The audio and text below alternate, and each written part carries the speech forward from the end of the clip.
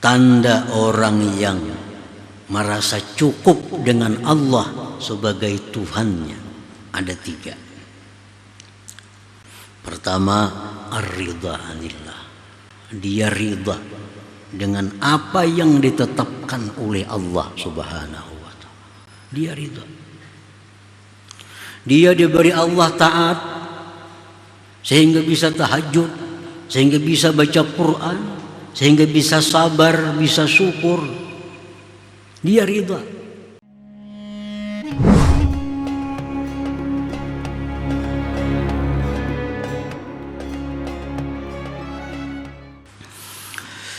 Para muhibbin rahimakumullah, al-hikmatul hadiyatu wal 20 ba'da al-mi'ati tsaniyah min al-hikamil ataiyah. Qala al-imam Ahmad ibn Athaillah as-Sakandari rahimahullah wa nafa'ana bi ulumihi wa asrarihi. Hikmah yang ke-221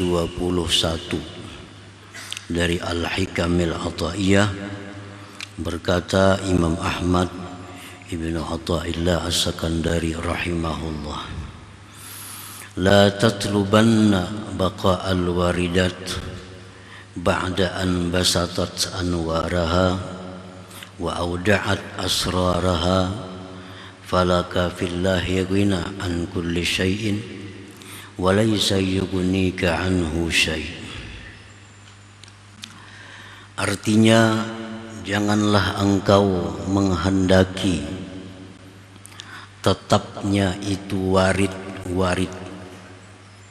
sesudah dia membukakan akan cahaya-cahayanya dan menitipkan akan rahasia-rahasianya.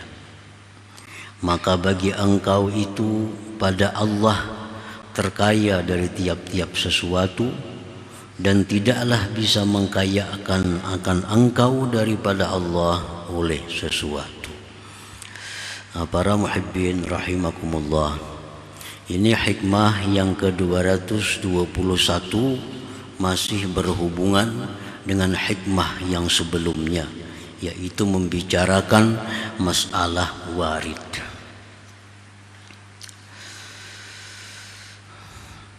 Sya'nul murid di bidayatihi al-unsu bil waridat. Keadaan seorang murid pada permulaannya suka dengan warid-warid itu. Kal kasbi, seperti kasaf, wa zuhuril haqaiq, nampaknya hakikat-hakikat, wa halawatil ibadah, manisnya ibadah, dan lain-lainnya. Jadi seorang murid itu dia diberi Allah di pertengahan jalannya yang namanya warid, sehingga dia si murid tadi bisa mengetahui isi hati seseorang. Seorang murid itu di pertengahan jalannya bisa diberi Allah warid tadi berupa nampaknya hakikat-hakikat sesuatu.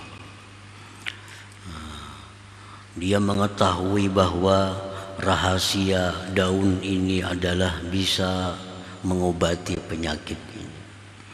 Dia diberitahu oleh Allah rahasia buah ini bisa mengobati penyakit itu.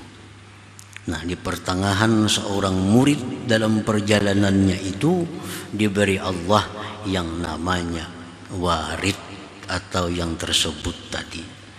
Termasuk juga warid itu adalah halawatul ibadah, kelezatan dalam ibadah.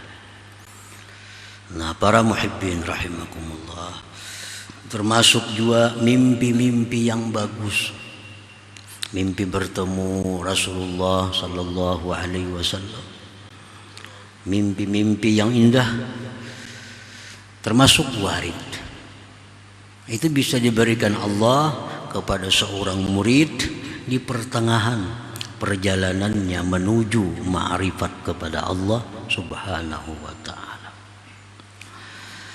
Nah, jadi seorang murid itu memang dia suka yang demikian. Suka.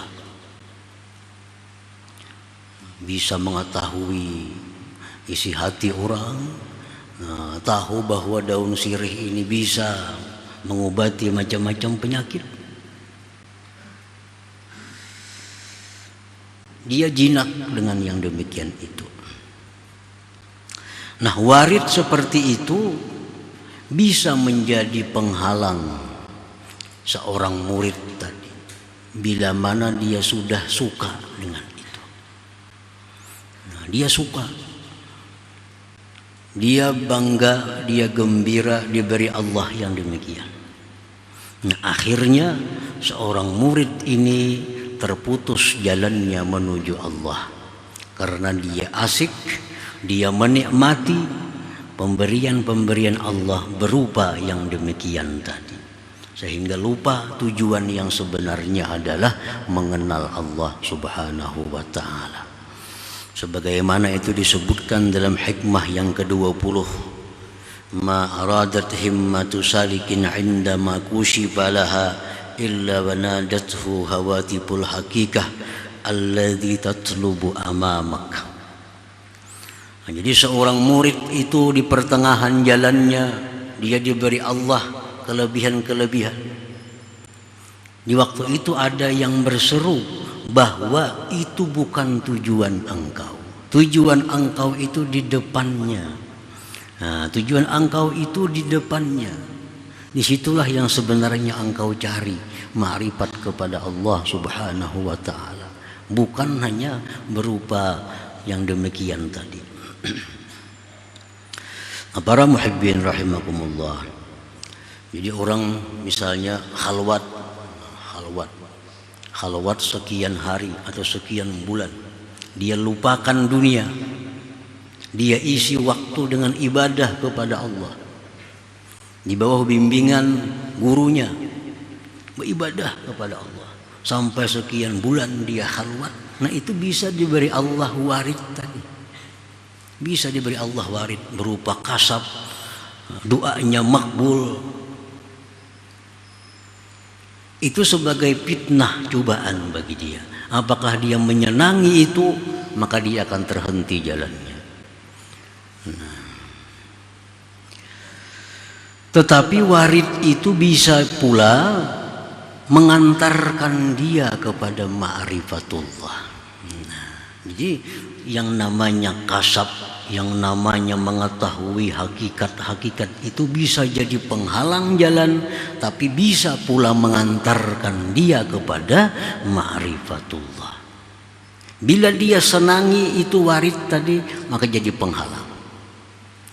Tapi bila dia lewati tanpa dia hiraukan, maka si warid itu akan mengantarkan dia kepada ma'rifatullah Subhanahu wa ta'ala.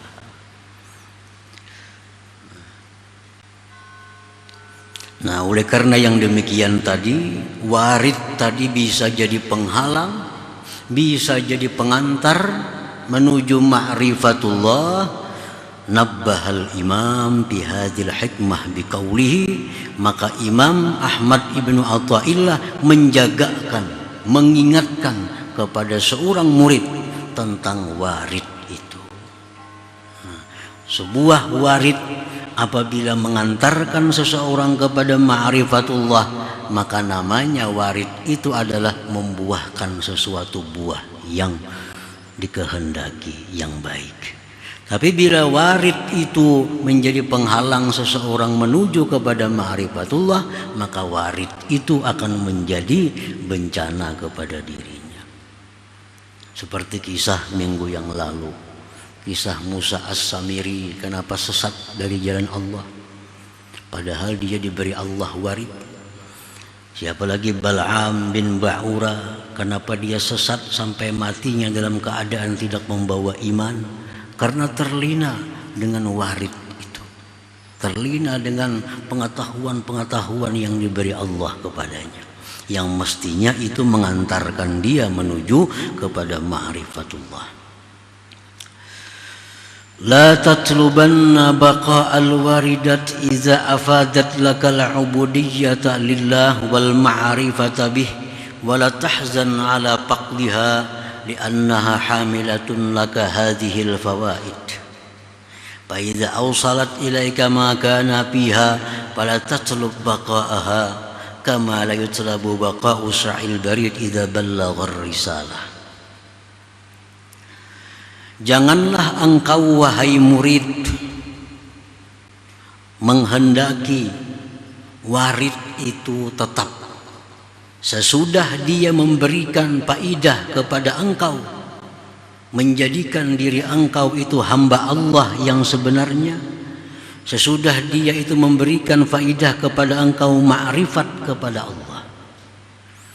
Nah, jadi kalau kita sudah ma'rifat kepada Allah, jangan lagi kita hendak tetap ada warid itu. Karena orang ma'rifat kepada Allah itu bisa ditarik Tuhan kasabnya, bisa ditarik Tuhan ilmu-ilmu yang berkaitan tentang hakikat-hakikat sesuatu tadi. Dia dikehendaki oleh Allah untuk sibuk hanya berhubungan dengan Allah. Lagi dalam perjalanan nih, seorang murid ini kasab, doanya mustajab. Nah, itu hanya mengantarkannya kepada ma'rifatullah. Nah, begitu orang ini ma'rifat kepada Allah, jangan lagi hendak mencari warid-warid tadi, karena dia sudah sampai kepada yang dituju, ma'rifat lawan Allah Subhanahu wa ta'ala. Wala tahzan ala faqdiha, jangan sedih kehilangannya itu. Kenapa dulu aku lagi belum ma'rifat, aku bisa kasab mimpi Rasulullah segala macam. Sekarang begitu ma'rifat dengan Allah, kenapa itu kada ada lagi? Jangan sedih itu. Nah, jangan sedih. Karena itu warid-warid tadi membawakan bagi engkau ini faidah-faidah. Warid-warid tadi sudah mengantarkan engkau kepada ini faidah-faidah.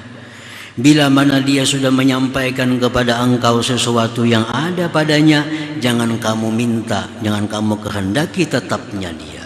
Sebagaimana tidak dituntut dikehendaki tetapnya itu tukang antar surat bila mana dia sudah menyampaikan surat.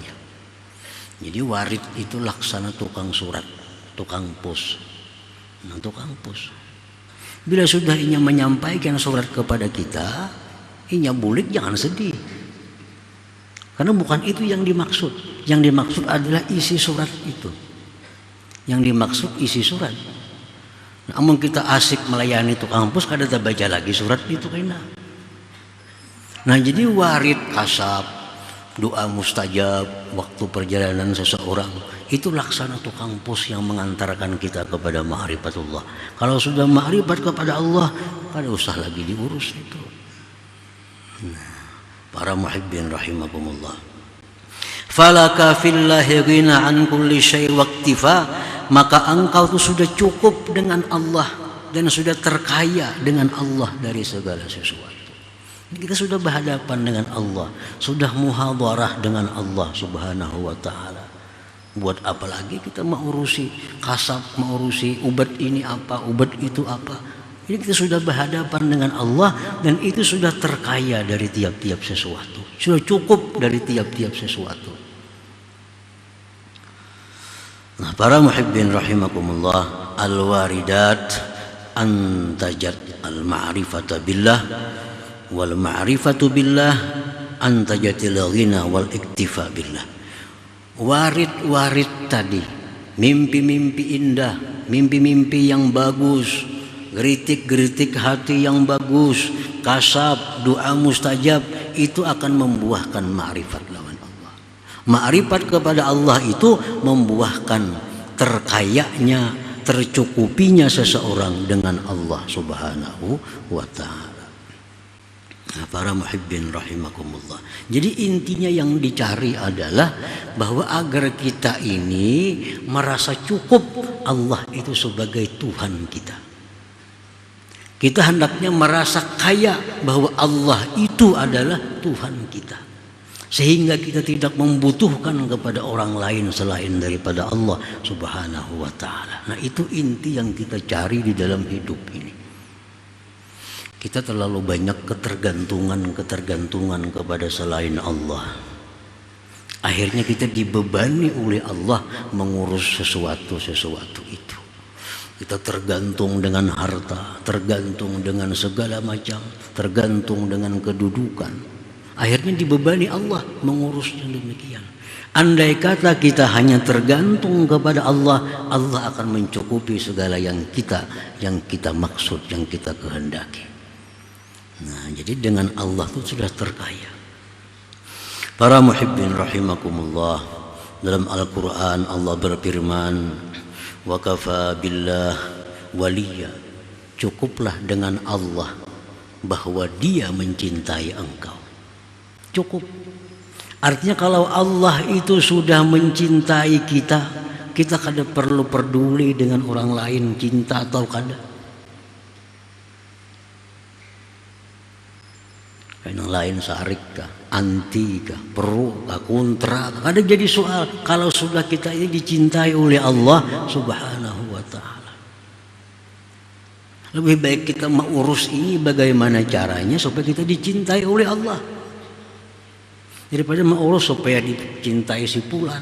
1000 orang 1000 nang diurus, lain-lain kehendaknya supaya si fulan itu simpati lawan aku, macam ini cara menghadapi. Kayak apa si fulan supaya sayang dua aku, lain lagi cara menghadapinya. Sisi kayak apa supaya katuju dua aku, lain lagi menghadapi, macam-macam. Tapi kalau kita menuju agar Allah yang cinta kepadaku, hanya satu tujuan.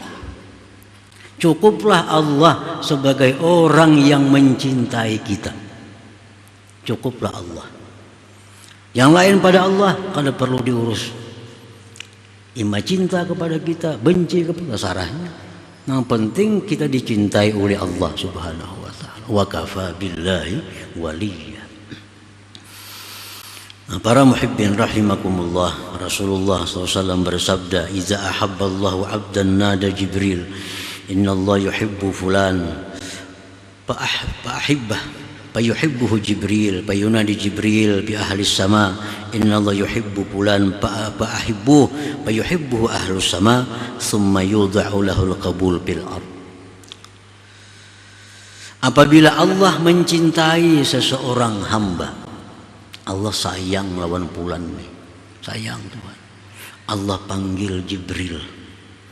Jar Tuhan, wahai Jibril, itu aku sayang lawan fulan bin fulan, cinta lawan inya, maka cintailah engkau, cintai juga. Jibril disuruh Tuhan mencintai juga kepada fulan bin fulan tadi. Lalu Jibril berseru kepada penghuni langit, wahai malaikat, Allah menyatakan bahwa Dia cinta kepada fulan bin fulan. Aku pun cinta juga kepada fulan bin fulan. Kalian pun hendaknya mencintai kepada fulan bin fulan itu. Kalau sudah ahlus sama ini cinta lawan kita, ahlul ardi ini kada ada urusannya lagi. Kalau orang langit cinta kepada kita, orang bumi kada perlu diurus. Kebanyakan kehendaknya. Kita kada mampu. Pikiran kita terbatas, indera kita terbatas. Nang dikehendaki ini macam-macam. Tapi kalau kita dicintai oleh Allah, dicintai Jibril, dicintai oleh penghuni langit, ahli langit pun cinta juga kepada fulan bin fulan tadi, karena Jibril cinta, Allah cinta. Akhirnya fulan bin fulan tadi karena dicintai oleh penghuni langit, diletakkan dia al-qabul di muka bumi. Nah, sehingga perkataannya didengar orang, sarannya dipakai orang, keberadaannya dicari oleh orang. Karena apa? Karena dasarnya orang ini dicintai oleh Allah Subhanahu wa ta'ala. Wa kafa billahi waliya, cukuplah Allah yang mencintai kita. Nah, itu adalah buah daripada ma'rifatullah. Kalau kita kada ma'rifat dengan Allah, kita masih hendak mencari apa, simpati si fulan bin fulan, kada keawakan kita mau urusin itu. Para muhibbin rahimakumullah, wa kafa billahi wakila, cukuplah Allah sebagai Tuhan yang diserahi perkara kepadanya. Kita ini kadang-kala menjaga, jangankan menjaga harta, menjaga orang lain, menjaga tubuh kita aja kadang-kala ada kemampuannya. Jangankan menjaga harta nang dalam lamari, apalagi kabun nang 20 kilo pada rumah kita. Menjaga anak nang di Jawa sekolah, kada akan bisa. Menjaga diri seorang aja kita kada kawa. Nah, kayak apa supaya semua itu baik teratasi? Wa kafa billahi wakil. Cukup serahkan kepada Allah Subhanahu wa taala. Nah, serahkan kepada Allah. Maka diri kita akan dijaga oleh Allah. Harta kita dijaga oleh Allah. Keluarga kita dijaga oleh Allah. Amun kita seorang menjaga mata aja kada kawa. Mbak kita guring, siapa menjaga kita? Amun kita bangun kawa menjaga ini itu. Oh sudah guring, nah, apalagi dibunuh orang ya tuh kada tahu. Nah, tapi kalau Allah itu kita serahi menjagakan diri kita, nah akan dijaga oleh Allah. Wa kafa billah wakila. Nah ini yang diantar oleh warid tadi. Pada mulanya dapat ilmu ini, pada mulanya dapat kasab, pada mulanya tapi yang dituju sebenarnya adalah demikian. Rasulullah SAW bersabda, "Idza kharaja ar-rajul min baitihi faqala bismillah tawakkaltu 'ala Allah, la haula wa la quwwata illa billah, yuqalu lahu hina idzin hudita wa kufita wa wukita." Seseorang itu bila keluar meninggalkan rumahnya, nah meninggalkan rumah, anak ke pasar, anak menuntut ilmu, anak kemana, lalu dia mengucapkan kalimat bismillah tawakkaltu 'ala Allah, la haula wa la quwwata illa billah. Ini kalimat-kalimat intinya penyerahan kepada Allah. Penyerahan diri, penyerahan harta, penyerahan segala. Bismillah tawakkaltu 'ala Allah, wa la haula wa la quwwata illa billah. Nah, disuruh oleh Allah, kufita engkau dicukupi, wa wukita engkau dijaga, wa hudita engkau diberi petunjuk. Nah, kenapa? Karena kita berserah diri kepada Allah Subhanahu wa taala. Wa kafa billah syahida. Al-Quran menyatakan wa kafa billah syahid, cukuplah Allah yang menyaksikan kamu. Cukuplah Allah yang menyaksikan kamu. Kalau sudah kita ma'rifat kepada Allah, kita sudah merasa bahwa cukup dengan Allah dari segala sesuatu. Baik Allah sebagai pelindung, pemberi rezeki, pemelihara, yang mencintai kita, ditambah lagi wa kafa billah syahida, cukuplah Allah yang menyaksikan diri kita ini. Nah, maulah kita riya beribadah, kada mau lagi. Hilang sendirinya riya itu. Kalau sudah kita wa kafa billah syahid, yang penting Allah melihat aku. Orang lain nak melihat, nak ada tuh urusannya. Tapi yang jelas aku cukup kalau sudah disaksikan oleh Allah Subhanahu wa taala. Aku tahajud, cukup Allah yang menyaksikan. Aku bersedekah, cukup Allah yang menyaksikan. Aku berbuat baik, cukup Allah yang menyaksikan. Maulah datang riya, ada mau datang lagi. Kenapa kita riya? Karena kita kada cukup. Allah seekung aja yang menyaksikan, hendak orang lain dia umpat. Anak sekampungan tahu pada kita bersedekah, anak seduniaan tahu kita orang yang baik. Jakanya kita wa kafa billah syahida, cukup Allah sebagai zat yang menyaksikan. Maka ada lagi yang demikian itu. Nah, para muhibbin rahimakumullah. Jadi artinya Imam Ahmad Ibnu Athaillah menjagakan kepada kita, kalau sudah kita ini dapat Allah, kada perlu lagi kita bakal hendak kepada yang lain-lainnya, karena sudah kaya kalau kita itu dengan Allah Subhanahu wa taala. Kita sudah cukup kalau kita dengan Allah Subhanahu wa ta'ala. Alamatul iktifa billah thalathun ar-ridha 'anillah, al-ihtimam bi amrillah, adamul iltifat li ghairi. Tanda orang yang merasa cukup dengan Allah sebagai Tuhannya ada 3. Pertama, ar-ridha 'anillah. Dia ridha dengan apa yang ditetapkan oleh Allah Subhanahu wa ta'ala. Dia ridha. Dia diberi Allah taat sehingga bisa tahajud, sehingga bisa baca Quran, sehingga bisa sabar, bisa syukur. Dia ridha. Dan dia mengerti apa yang dimaksud, yang dikehendaki oleh Allah. Bila Allah memberi aku taat, Tuhan itu sebenarnya menghendaki agar kita bersyukur kepadanya. Ridha dengan Tuhan. Allah memberi kita harta, mengerti ini Allah memberi harta ini berarti Allah menghendaki aku agar syukur dan menggunakan harta ini di jalan yang diridhai Allah. Allah memberikan maksiat kepada kita, ridha. Berarti ini Allah menghendaki agar aku tobat kepada Allah. Berarti Allah menghendaki agar aku mengucapkan istighfar kepada Allah. Diberi Tuhan maksiat, ridha. Dan dia mengerti bila Allah menjatuhkan diriku dalam maksiat, berarti Allah menghendaki agar aku kembali kepadanya, agar aku mengucapkan astaghfirullahalazim wa atubu ilaih.